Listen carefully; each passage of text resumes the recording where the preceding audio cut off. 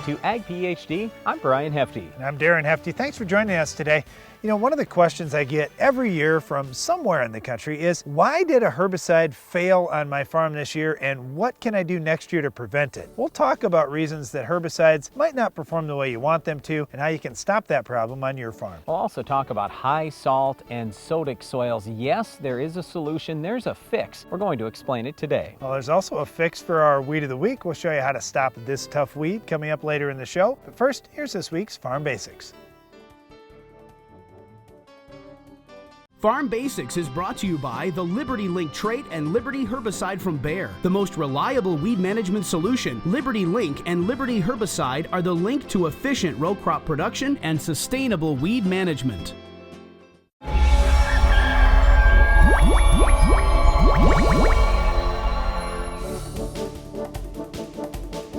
When Darren and I were growing up on the farm, our dad always used to tell us, boys, if you want to be successful on the farm, you got to try to find jobs that'll pay you $100 an hour or more and do those jobs yourself and pay somebody else to do the $5 an hour jobs. Now, whenever I tell that story, who do you think was doing Dad's $5 an hour jobs? Yeah, Darren and me. So we learned the hard way about this thing, but seriously, Dad was always going through numbers with us, and we'd talk about, well, how much does a sprayer really cost, and how much time does it take to do the spraying? Oh, that is a $100 or even a $200 an hour job. Yeah, I could do that job. There's so many things that the farmer can do to earn more money on his farm, and that's what we want to talk about today. I had a great question come in this fall to the radio show, and the farmer said, hey, we're just small farmers. We've been having somebody else spray our crops and place our fertilizer for us, and even pull soil samples, but we hear what's going on with new precision ag technologies. Where can we start? And I thought, wow, look at all those $100 an hour jobs these guys can start doing, and think about what an impact that's going to have on their profitability. It all starts for me with good soil sampling, and there's no reason that everybody can't do their own soil sampling themselves. Whether you just have a garden or whether you have great big fields, soil sampling is easy to do. It doesn't take much time. We actually came out with an app, the Ag PhD Soil Test app, to make it even easier for you. With the app and a smartphone, you can do your own grid soil sampling, so you can manage your fields on very small levels, whether it's 1 acre grids, 2.5 acre grids, 5 acre grids, and get out there, do those tests yourself. So when you think about soil testing, you can do over 1,000 acres in a day, and most places that will do soil testing for you will charge at least $1 an acre. If they only charged $1 an acre and you could do 1,000 acres in a day, that's $1,000. If you worked an 8-hour day, that's $125 an hour. I'd say that's a pretty good way to start the $100 an hour jobs. One of my favorite $100 an hour jobs is doing our own tiling. We've got our own tile plow, and obviously we have a tractor on the farm, so we already had the tractor. But when you look at what our costs were and what it went into having all our own equipment to do all our own tiling, by the time I figure that all out, I can save about 50 cents a foot on installation when I do it myself versus having someone else do it. And I just remember the first day I was out tiling, we'd just gotten the plow, it was the first spring, and we did 8,000 feet in an afternoon. It was myself and 2 other guys. We saved on our farm $4,000 in an afternoon, and we maybe worked 5 or 6 hours. It was no big deal. And granted, I had 2 other people out there working, but we don't have to pay them $1,000 an hour to get them to work, okay? So even paying them top dollar wages, this was still a job that on our farm is making us, and always has made us, $500 an hour doing our own tiling. I'm going to get back to that sprayer that you started talking about, Brian. When you think about custom application across our country, most custom applicators charge somewhere around $5 an acre for a ground rig to drive across your field and apply product.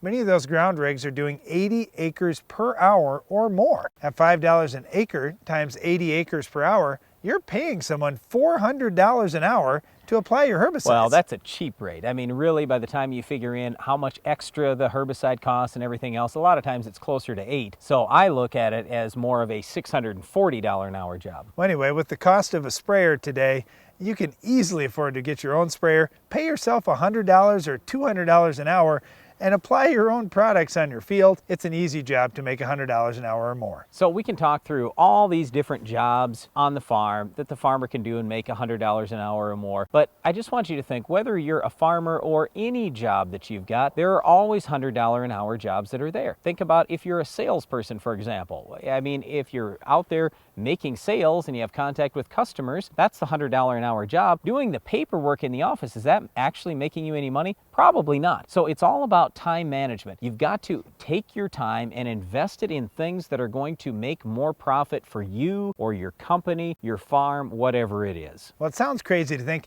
there are $100 an hour jobs on the farm or anywhere that you happen to work, but there really are if you look at those jobs, how much they can make you if you just do them yourself. And many of the jobs are simple enough that anybody can do them. A few years ago, I wrote a book called $100 an Hour Jobs, Lessons from Dad. If you're interested in that, you can check out the Ag PhD website. Another thing you'll find on the Ag PhD website is information about how to control our weed of the week. Can you identify this week's weed?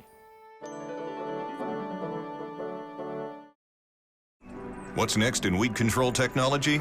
Roundup Ready 2 Xtend soybeans will provide tolerance to dicamba and glyphosate and will be built on the Genuity Roundup Ready to Yield tray.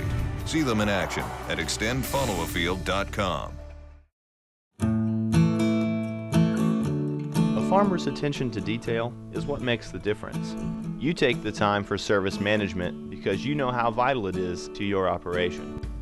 You service your field like everything else, because soil sampling makes all the difference and gets the results you want. Download the app Soil Test Pro and start grid sampling today. Keep your farm growing strong. The more you test, the more you know. Wake up, breakfast is served. Your roots crave P. Most of your applied P gets tied up in the soil, a natural phenomenon known as phosphorus fixation. Fix the problem with Avail Phosphorus Fertilizer Enhancer. Avail makes more P available to your roots, here, here, and here. Increasing P availability can lead to increased P uptake in the plant. That's more P, and more P. More phosphorus for your crop can mean more results in your bin. An average of 9.6 bushels per acre of corn. Breakfast is served. Supercharge your P with Avail. I've been involved in developing new technologies in agriculture for over 3 decades. The changing times demanded that we develop new and better equipment. Dry powder applications on seed can only be highly successful if they can be easily, effectively, and accurately applied to the target. That's where our company, Changing Times and CT Applicators, come into the picture. The innovative CT applicators are designed to give you the most accurate application of products such as talc, soybean inoculants, or other dry products. Remember, CT Applicators for the changing times. Stop coring your bins with the AgriDry Gravity Grain Spreader. Traditional bin filling systems create uneven concentrations of grain and fine particulates. Uniform grain distribution allows even airflow throughout the entire bin, giving you more control over temperature and moisture content, increasing your grain quality and bottom line. Call us today for more information. Dry Load Store, 1-855-AGRIDRY. A proven herbicide for decades, dicamba can provide burn-down residual control of tough and resistant weeds for up to 14 days. That's another reason why farmers will use dicamba for years to come. Brought to you by Roundup Ready Plus Weed Management Solutions. One of the things that just drives me crazy is when people say, you've got this problem and there's just no way to fix it.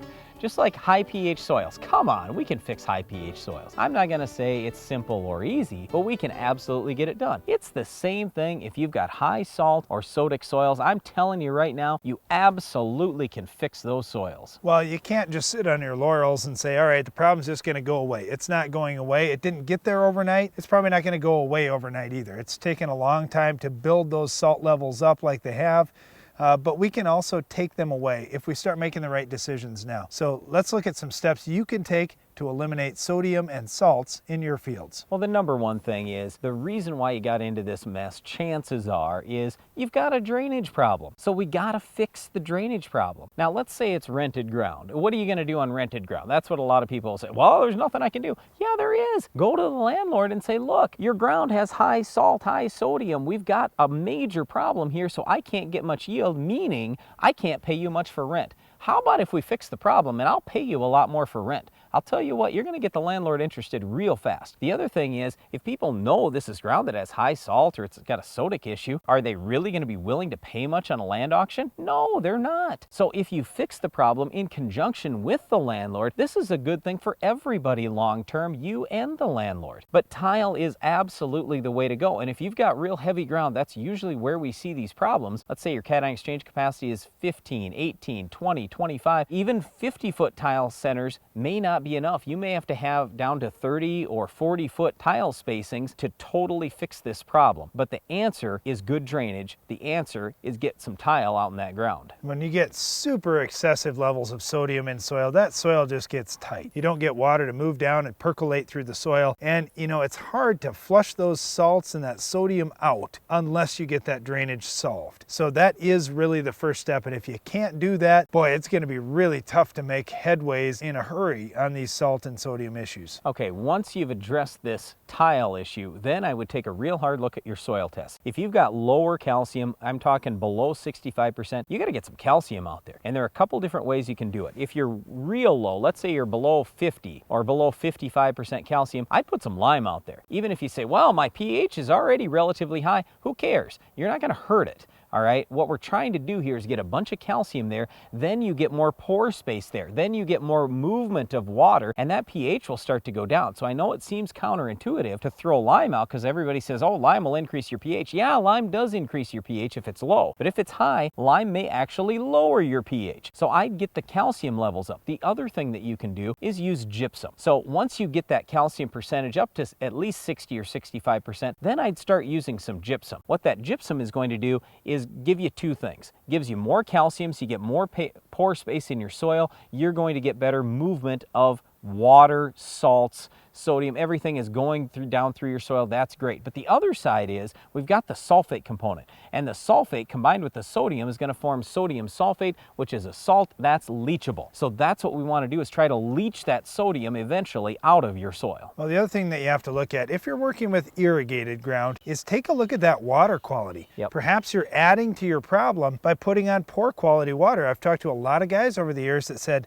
wow, we had to go deeper down to get into some better water because the water we were pumping out was adding more sodium. Every day that pivot was running across our ground, we were making our problems worse. So you would think, well, I've got irrigated ground. Every time that pivot goes around, it should be great. But in many cases, it's not. So make sure you're looking at your water quality on a regular basis. There are things you can do to treat water, but you're probably going to be best off looking deeper for a better quality of water to start with. In the short term, what a lot of people have done with high salt and sodic soils is they've just gone out and taken bales of straw and gotten that worked down into the soil to try to improve organic matter, improve infiltration. You can certainly try that if you want, but I would rather see you tile, get some lime and gypsum out there and change things that way. The other step is picking the right varieties or maybe even the right crop. Barley, for example, is pretty salt tolerant compared to a lot of other crops like soybeans. So pick the right crop, pick the right varieties, and you can survive in the short term, but hopefully if you make these soil changes, then in the long term you can reclaim your lost soil. Well, if high sodium levels or high salt levels are your problem in some of your ground, don't lose hope. There is a fix to it. You just have to get after it, improve the drainage, and then start doing things to help move that salt out of your soil. Another thing that's really important if you want top yields on your farm is controlling our weed of the week. We'll tell you how to stop it on your farm coming up later in the show. I wish I could side dress more than just nitrogen. You can. While side dressing is efficient for nitrogen applications, you can also use that opportunity to apply PK and the micronutrients your crop needs. AgroLiquid's Calibrate and MicroLink products allow you to nutritionally balance your side dress application efficiently and economically.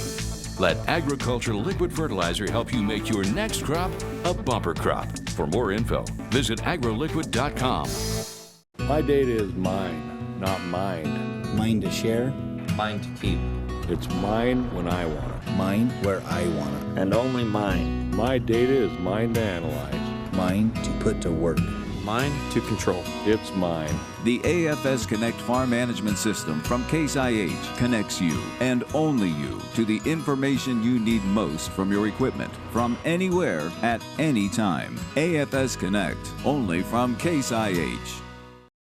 For lower cost, higher production, Mandaco Agri leads with versatility unmatched. Twister is the vertical tillage unit for no-till as well as conventional tillage. Twister's ease of maintenance is forgiving in rocks and has contour conformity equaling zero downtime. Our hydraulically adjusted coulter angles make residue management easier, less costly. Spring or fall, the Mandaco Twister vertical tillage unit is the new leader. See your Mandaco Agri dealer. Visit northcountrymarketing.biz or call. Being a farmer means securing your land and livelihood for the future. Harvest solutions from Capello USA have the grit to get you there. Our product lines for corn, sunflowers, and forage are designed for efficiency and longevity, preventing harvest loss while minimizing maintenance and downtime.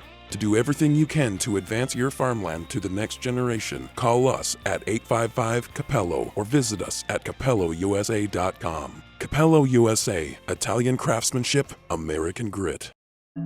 It's a humble idea. Use a biological process to turn a plant into a power source. From that idea came the first Poet refinery. One biorefinery in one town turned into 27 facilities in 27 towns, creating new local jobs, producing hundreds of millions of gallons of ethanol, and providing renewable products around the world. Suddenly, that one little idea seems a whole lot bigger. See the world differently with Poet. Why do herbicides fail, and how can I prevent that from happening on my farm? Well, Brant and I have both been out on many farms over the years that have had a herbicide failure.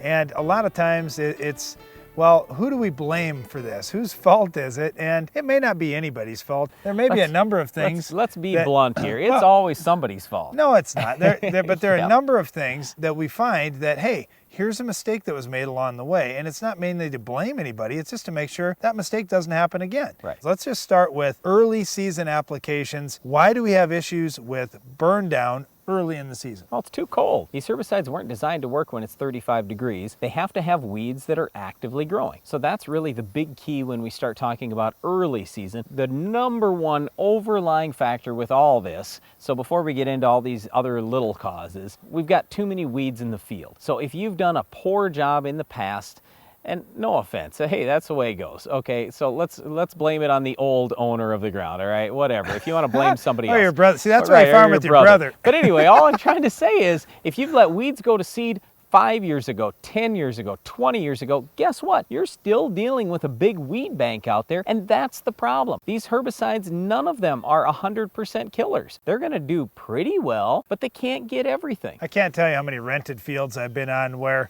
I bring a chemical rep out with me and I say, hey, you know what? Your product just didn't work well enough here. We controlled some of the weeds, but not all. And the rep said, oh yeah, I was in this field last year or 2 years ago with a previous tenant, and it was a problem then too. And that's why it just keeps going from hand to hand, because wow, somebody has a weed control disaster and they just don't want to spend the money to get it fixed because it's rented ground and might be gone next year. And that's really what it takes. You just have to step up and use some higher rates and invest a little bit more money. So Darren talked earlier about why don't herbicides work early in the season? It's too cold. If it's too cold, either don't spray or up the rate as long as you're still on label. Okay, let's look at the soil applied residual herbicides. There's a lot more residual herbicides getting used in soybeans, for example, than there used to be. If we have problems with those pre's, what's the cause of that? It's never just as simple as one little thing. It's usually a combination of 2 or 3 factors. You didn't have enough rate. You had too many weeds. The weather conditions weren't quite right. You didn't use the right spray adjuvants. You had a tank mix partner. Yeah, you did tillage and you cut up the weed roots below ground, so now you didn't completely kill the whole perennial root system. Or you left streaks with your tillage because your tillage implement needed to be adjusted a little bit or needed some new parts. So it's just one of those things. You got to be honest with yourself. Just go look at it, find those things that happened,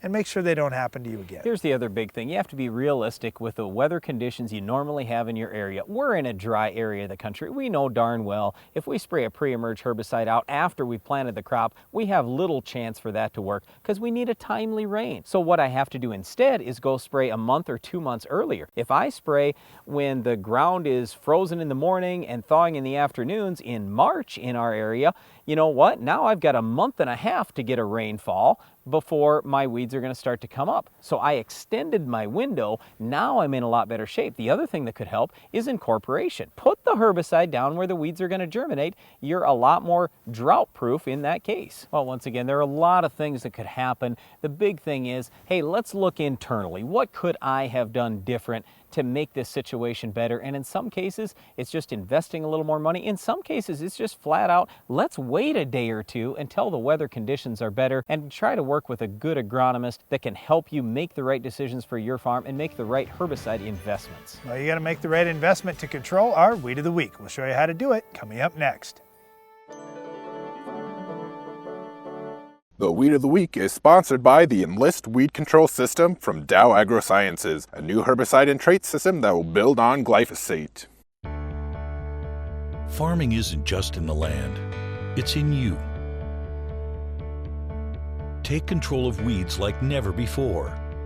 Enlist builds on the Roundup Ready system, combining proven control of a new 2,4-D and glyphosate in Enlist Duo herbicide. Protect what matters without changing the way you farm. Talk to your seed or crop protection supplier today.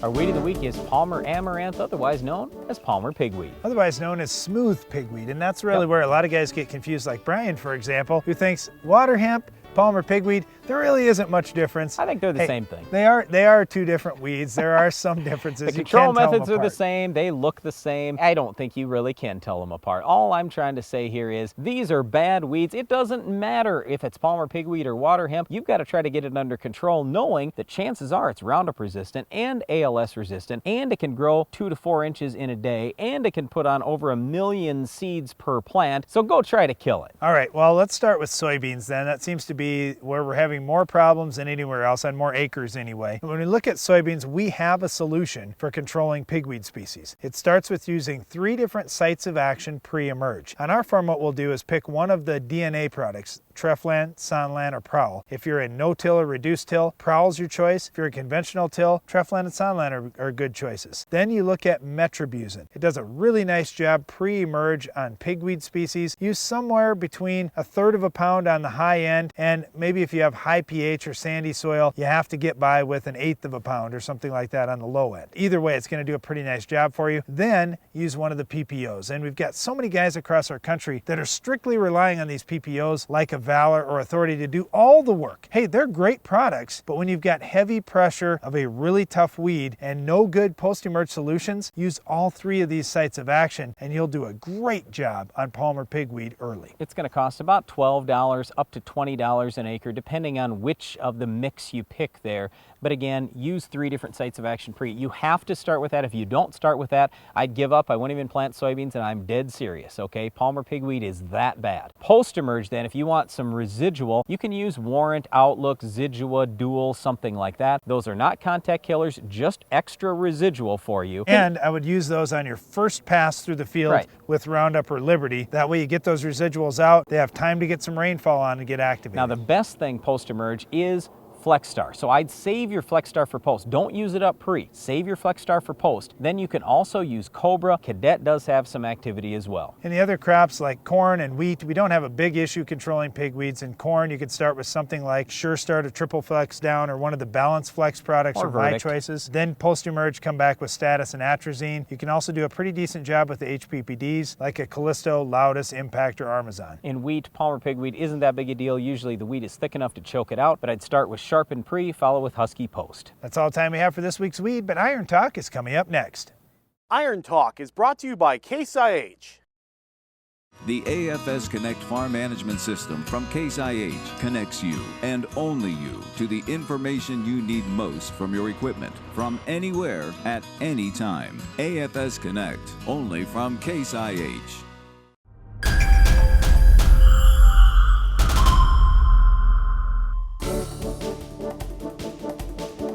I recently got a question on the Ag PhD radio show from a farmer in North Carolina who wanted to know the best way to apply a small amount of certain micronutrients. I'll explain in today's Iron Talk. The good thing and the bad thing with micronutrients is you don't need much of them in order to have a successful crop. You don't need a whole lot of pounds, which is good from the cost side. However, you don't need many pounds, so how do you apply them evenly and accurately? First, how you don't apply them is in a blend with your dry NPK fertilizer in one big spreader. When I was first out of college, I met a farmer who was asking me about boron and alfalfa. I knew it was critical for him to have boron, but I had no idea what had already happened to him. He had purchased dry fertilizer from a nearby fertilizer dealer and had them pull a dry spreader out to his farm 10 miles away from their fertilizer plant. He had MAP and potash blended and asked the dealer to throw in some boron as well. The problem with that was that the density of each of the three fertilizer products was different, so as the spreader bounced down the road, all the boron settled out to the bottom. When they had begun spreading the fertilizer, all the boron for the whole field came out in the first 100 yards, killing his crop. He scraped up the top couple inches of soil in that area and spread that out over the whole field, and the problem went away. The lesson is simple, though. To spread something like boron that only involves a few pounds for a whole field, it's much better to do it in a liquid form, or if you're going to spread dry, spread it all by itself. That way you can be certain that you got it just right. That's all for today's Iron Talk, and now back to the show.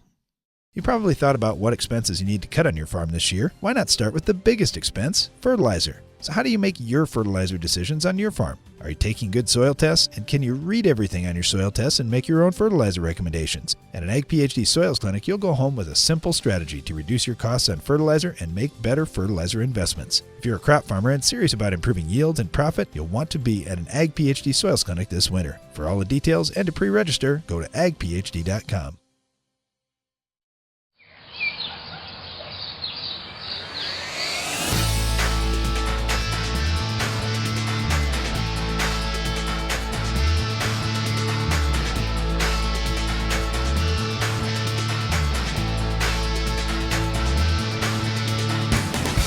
Morton Buildings. Great buildings built for the great outdoors. Contact us today to take advantage of discount pricing during our annual Building Value Day sale.